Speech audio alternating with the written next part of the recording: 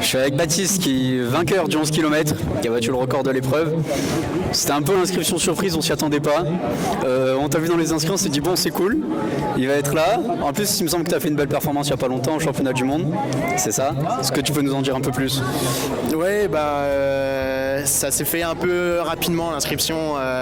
J'ai repris lundi seulement les entraînements et puis là mon papa m'a dit ouais il y a une course sur Draguignan ce week-end.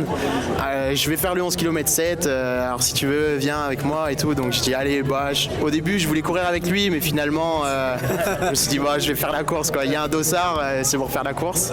Et donc ouais ça s'est super bien passé, un parcours il est vraiment cool, il est pas facile au milieu du parcours, c'est un peu compliqué mais c'est toujours cool et puis pour venir au championnat du monde, ouais j'ai terminé deuxième sur les championnats du monde du 23 de triathlon.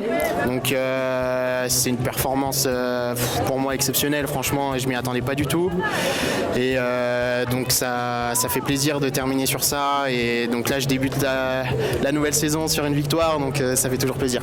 Bon c'est cool, on sent bien l'amour de la compétition, hein. On met pas un dossard pour rien. Vous êtes partis tous les deux, mais bon, la compétition s'est pas trop faite. Youb, il t'a lâché plutôt rapidement. Non, comment ça s'est passé exactement pendant la course? Ah bah alors, comme il a dit, moi je pensais qu'il allait courir avec son papa. Je me suis dit, il va me laisser tranquille aujourd'hui. Et puis je lui ai parlé pendant le parcours, je lui ai dit, qu'est-ce que tu fais? Il m'a dit, je vais faire des 2-1. J'ai regardé les allures, j'ai dit, bon, laisse-le. Toi, fais-toi plaisir, il y a encore une grosse semaine d'entraînement qui arrive. Du coup, j'ai laissé partir. Bon, même si j'aurais fait à fond, je pense pas que j'aurais tenu, mais j'aurais réduit l'écart, oui. Mais voilà. Bon déjà ça discute à 19 à l'heure, c'est complètement lunaire. Mais bon bravo. Pour la suite de la saison, on a vu avec Ayoub tout à l'heure un petit peu ses ambitions et ce qu'il allait faire sur la fin de la saison. Toi tu dis qu'elle recommence juste maintenant, donc ce sera plutôt on va dire quoi, avril, mai, qu'est-ce que tu vas essayer de faire?